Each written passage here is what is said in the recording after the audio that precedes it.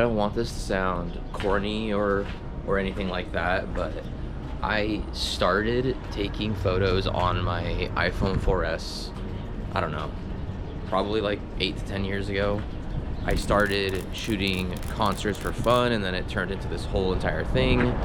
The pandemic pushed me to YouTube once everything shut down, and every single time I did all of that stuff, I probably sucked in the beginning, and I'm not even the best right now. But all of that to say is, right now I'm at a bus stop because I think it's gonna be easier to get to my office instead of the subway. And there's a desk, like a video editing station, waiting for me in Manhattan. It's like 15-20 minutes that way.